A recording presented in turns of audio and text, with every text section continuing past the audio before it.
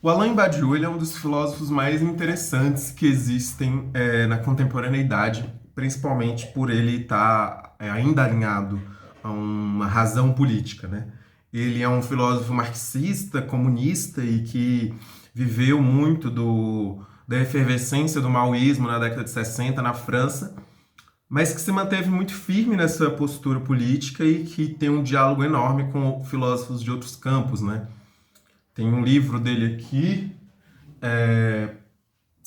que é a Aventura da Filosofia Francesa no século XX, que é interessantíssimo, interessantíssimo, interessantíssimo, onde ele, apesar de distinções enfim, discordâncias, ele fala muito sobre vários outros filósofos franceses da época.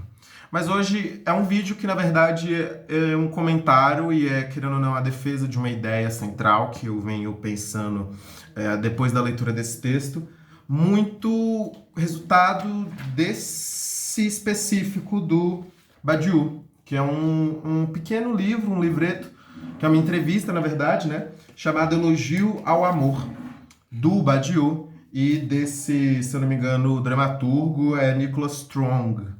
São 6 capítulos super pequenos e que tem essa dinâmica de entrevista, né? Mas,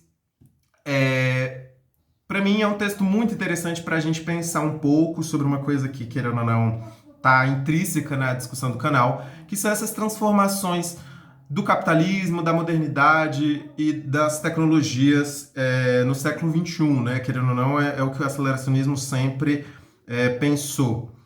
E aí, a minha defesa central, a minha ideia central, que eu vou tentar dissertar, eu espero que em menos de 20 minutos, para não ficar muito extenso, com base no texto do Badiou, é uma certa forma espinhosa e complexa defesa, mas o que eu fiquei pensando muito a partir desse texto é que existem dois fenômenos atuais que eu acho que eles são gêmeos, são galhos dessa árvore maior que o Badiou está descrevendo, né? Tanto essa proliferação das discussões sobre uma suposta não monogamia, né? Esse incentivo, essa prática, de certa forma, essa cátedra que se criou, né? Essa defesa religiosa de alguns grupos e setores de que afirmam de que essa outra postura de relação, de afeto, de contato é muito mais interessante, muito mais potente do que a nuclear. E o fenômeno incel, que é justamente talvez o radical oposto dessa coisa, que é o fenômeno desses sujeitos que, por um celibatarismo involuntário, acabam se isolando das socialidades e dessas relações sociais humanas. Basicamente, o que eu estou tentando falar é que esse texto do Badiou é muito interessante para a gente pensar de como esses fenômenos, essas duas explosões que acontecem nessa última década, pelo menos, né? Porque, ok, falavam de não monogamia antes, tudo bem que coisas como incel poderiam existir antes, mas de fato esses temas começaram a ficar mais divulgados e começaram a ser mais conversados a partir dessa última década. Minha defesa é de que essas duas coisas, esses dois fenômenos, eles são resultados dessas transformações que o Badiou vem identificando no século XXI. E são transformações que são diretamente ligadas a esse momento que o capítulo 1 do texto dele fala, que é o momento onde o amor está ameaçado. O texto do Badiou, ele abre com uma frase do Rimbaud muito interessante, que depois a gente vai retornar para ela, mas eu queria só lê-la, que l'amour est à réinventer on le sait, né? O amor sabe-se, deve ser reinventado. Vamos retornar essa frase no decorrer da nossa apresentação, né?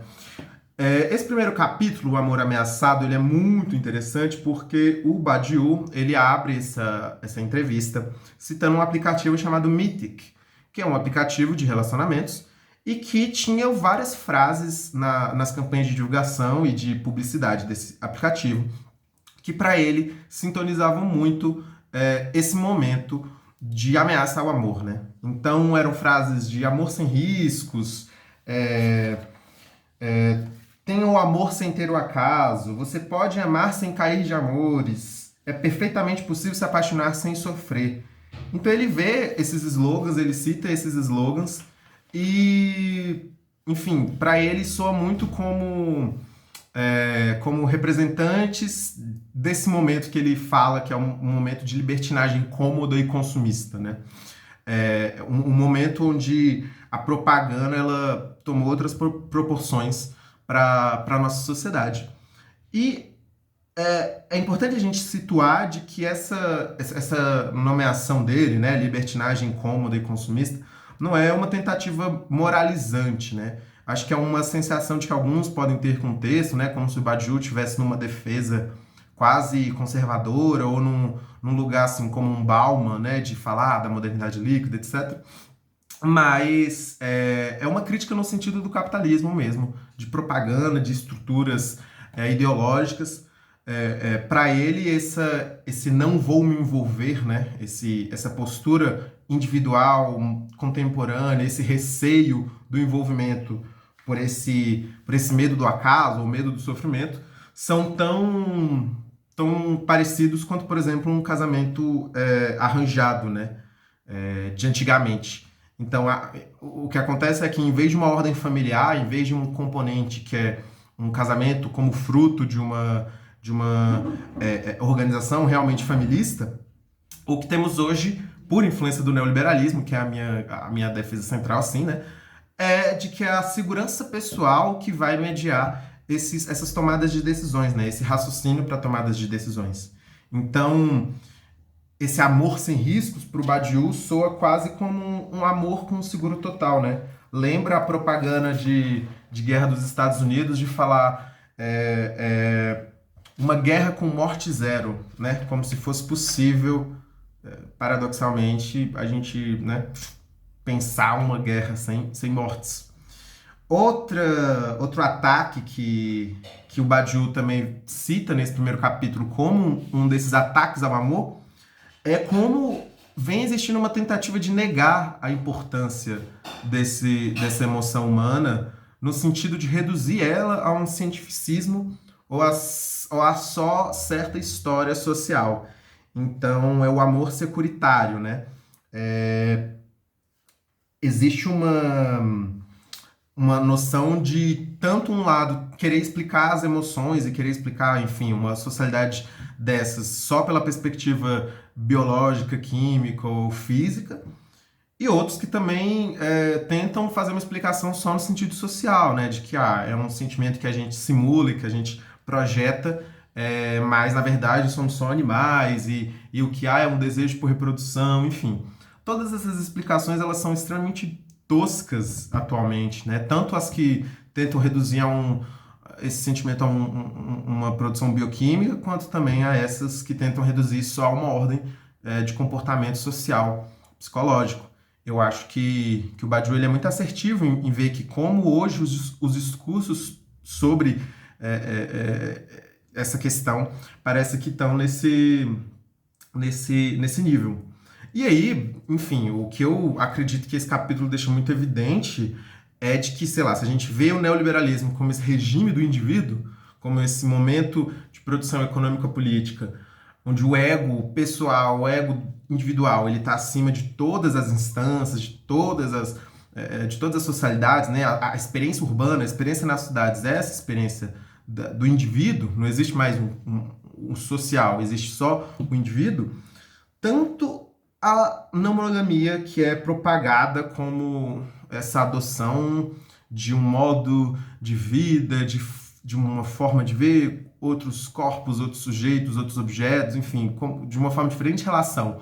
Como também o fenômeno do incelismo ou dos, enfim, geralmente homens, né, que acabam indo nesse abismo também de uma completa negação por conta de um celibatarismo involuntário, são dois fenômenos de ordem muito neoliberais, porque são basicamente fenômenos que colocam essa percepção de indivíduo egocêntrica acima de todas as outras socialidades. Esse amor sem riscos, esse amor securitário que o Badiou fala, para mim, explica profundamente a não monogamia, como também o fenômeno incel, né? O capítulo 2, Os Filósofos e o Amor, eu só vou falar sobre esses dois capítulos aqui, né? Mas esse capítulo é interessantíssimo, porque o Badiou, ele vê que a filosofia ela tem um certo histórico com essa questão, né?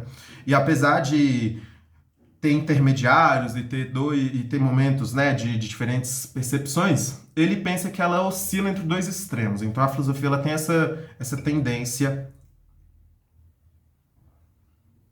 em oscilar para lá ou para cá. De um lado, né, numa filosofia anti-amor, tem o Arthur Schopenhauer como um representante máximo, né? Se a gente for ver a própria história do Arthur Schopenhauer, acho que tem muita coisa ali explicada de porque ele provavelmente foi um dos filósofos mais incéis da história. E no outro extremo está o Kierkegaard, que é um conhecido filósofo, né, de um certo existencialismo cristão e etc. O Kierkegaard ele tem uma coisa muito interessante que são, de certa forma, três estágios da existência. Né? Ele descreve que a experiência amorosa ela segue um pouco esses estágios. Então, um primeiro estágio estático, ele é personificado por esse arquétipo do Dom Juan de Mozart, né? Então, é o da repetição, é o da sedução vã, é o do egoísmo, do prazer e do prazer do egoísmo, né? Naquela dinâmica das conquistas, dos bailes, né? Daquele contexto ali dele. E em seguida o estágio ético, que é quando o amor ele é verdadeiro e ele experimenta a sua própria seriedade. Enfim, agora acabei me lembrando dos romances da Jane Austen, que geralmente tem os personagens masculinos que incorporam esse arquétipo, né? E o estágio supremo para o Kierkegaard, depois desse estágio estático, né, de beleza, só do prazer vão, e depois desse estágio ético, o estágio supremo ele seria o estágio religioso, seria esse, enfim, né, ele era um existencialista cristão, onde o valor absoluto desse compromisso é sancionado pelo casamento, né, que é uma destinação que para ele é essencial. Para o Badiou, que é um filósofo muito também relacionado com Platão, a questão é outra, né? Ele tem outra percepção de amor. O Platão ele influencia muito o Badiou nesse momento, porque para Platão o amor ele tem uma questão de acesso à ideia, né? Então a experiência amorosa é um impulso para algo que ele vai chamar de ideia. Para o Badiou, com essa influência platônica, há no amor a experiência de uma possível passagem do singular, né, da pura singularidade do eu, dessa experiência única, subjetiva, para um acaso que possui um valor universal. Então, o sentimento e a experiência amorosa, em todos os âmbitos, ela quebra um pouco essa noção que, enfim, é super incentivada pela modernidade, inclusive, né, de singularidade, não na perspectiva tecnológica, inteligência artificial, de uma experiência única, de só um corpo subjetivo. Aprendemos que é possível experimentar o mundo a partir da diferença e não só da identidade, que é possível aceitar as provações e sofrer por isso. Então, para o Badiou, o amor ele é uma contra-experiência, ele é uma confiança depositada no acaso.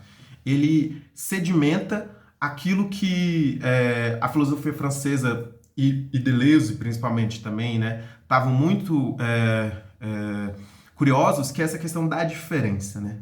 O que é pensar a diferença? O amor, como uma contra-experiência, ele sedimenta aquilo que talvez seja a única forma de experimentar subjetivamente a um alcance universal o que é a diferença. Isso aí eu vou tentar explicar melhor, mas é interessante que nesse momento do texto, o Badiou, que também é um cara envolvido com a psicanálise e tal, ele usa Lacan, Jacques Lacan, né, o psicanalista, para falar sobre o porquê o amor ele é esse sentimento que possibilita essa experiência universal, né?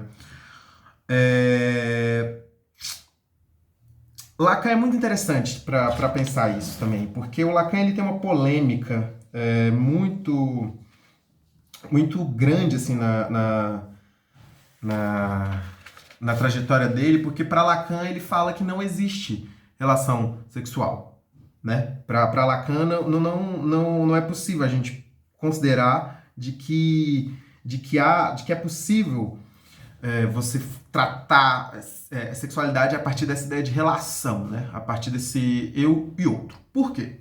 Porque para Lacan, na sexualidade, tudo gira em torno de si, tudo gira em torno do eu, tudo gira em torno dessa experiência subjetiva de corpo.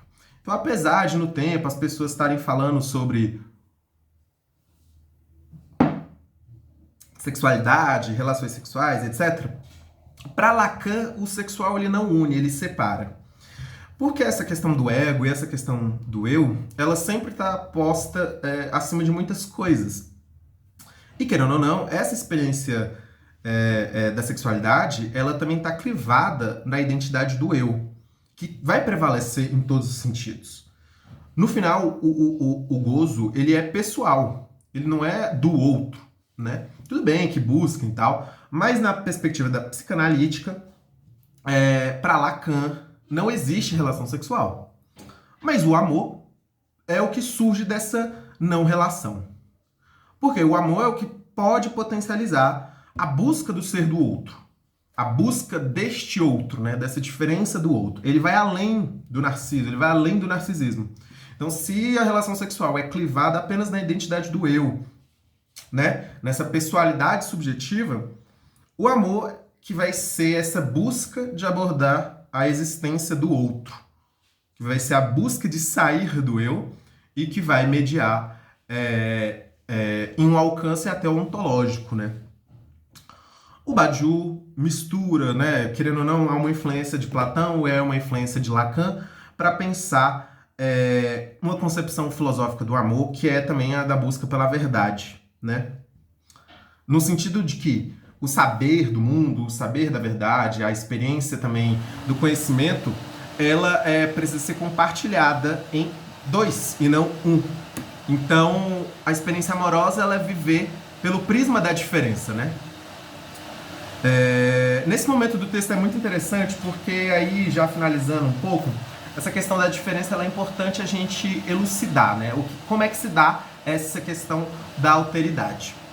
O entrevistador ele pergunta para o Badiou o que isso se diferencia, por exemplo, da filosofia do Emmanuel Levinas, um filósofo também muito interessante, que também pensa a questão da alteridade, etc., onde o amor seria somente uma experiência do outro. E aí o Badiou fala a seguinte questão: a construção do mundo a partir de uma diferença é algo diametralmente distinto da experiência da diferença. Então, a questão para o Levinas, o que é diferente, né, entre uma diferença e entre uma experiência da diferença, né? Enquanto para Levinas a alteridade e o amor, por excelência, seria um sentimento ético, por quê? Porque Deus seria esse todo outro, né? A alteridade é um suporte central para fundamentar essa ética, mas desemboca em um certo altruísmo, né? E para Levinas, você construir a diferença do mundo a partir desse amor ético é um altruísmo, é um sentimento até cristão. É uma desforra final do um sobre o dois. Então, o outro não é só o outro por si só. O outro é o outro porque está fundamentado uma percepção de que o outro merece, né, essa aceitação, e a gente precisa experimentar essa diferença, porque o outro também é Deus, né? O outro também é fruto dessa rede divina que o Levinas, de certa forma, sedimenta na filosofia dele, né? Então, querendo ou não, há aí uma tradição religiosa, há aí o cristianismo, né? O cristianismo ele é historicamente tão forte porque ele também fundamenta um tipo de amor. Mas, para o Badiou, isso é opaco, isso é uma experiência que, na verdade, não sintetiza assim, a intensidade do que é a experiência amorosa de fato. Então, não existe particularmente nada ético no amor, né? Ele se distancia desses resquícios teológicos e ele vê isso como uma vitória do um sobre o dois. A experiência do amor, da diferença, ela tem que ser essa ideia do duplo. Ela não pode ser uma ideia do uno. Depois, no decorrer do texto, ele vai falar sobre a questão da reprodução, enfim, como às vezes as pessoas acham que também é uma vitória, né, do um sobre o dois, quando há de ter um filho, etc. Mas esse encontro com o outro, sedimentado por uma ética, por exemplo, não necessariamente implica de que essa ontologia seja da diferença, né? Para o Badiou, a experiência da diferença real, ela tem que ser nesse sentido amoroso, tem que ser nesse sentido de que talvez seja a única forma que a gente tenha para experimentar universalmente a diferença, né? A emoção, o sentimento amoroso. Ao mesmo tempo, e aí concluindo, o Badiou também não vê o amor como essa experiência oblativa, né? O esquecimento de si para benefício do outro. Acho que às vezes pode soar como se esse texto fosse como eu falei antes, né? Um pouco Bauman da cabeça, de tentar falar como a modernidade líquida, como as relações. Não. Na verdade, o Badiou está muito interessado na perspectiva filosófica também, né? E que é uma coisa que eu, pessoalmente, também acho mais interessante. Nesse livro aqui, ele também tem um texto sobre Deleuze, que ele fala sobre essa questão do prisma da diferença e como é interessante. Ele cita Goethe para falar como o amor também não deve ser uma experiência oblativa, como também não deve ser um esquecimento de si, né? O Goethe tem aquele Os Sofrimentos do Jovem Werther, onde o personagem principal literalmente comete suicídio por conta dessa desilusão. E não é bem isso que o Badiou também advoga. O que eu acredito que fica mais interessante de perceber nesse texto é como a economia e a produção social dessa fase do capitalismo tardio também acaba manifestando esses controles de ordem emotiva, afetiva, sexual, libidinal, enfim, todas essas instâncias. E às vezes até essas discussões, esses setores que a gente vem e a gente acaba identificando como às vezes opostos, né? Tipo assim, como uma pessoa militante da não monogamia seja tão resultado disso quanto o carinha hiper tradicionalista católico que acabou se identificando com a filosofia incel por um celibatarismo involuntário. Como é que esses dois são tão similares? A explicação está no regime que coloca o indivíduo, que coloca o ego, que coloca a identidade acima dessa diferença.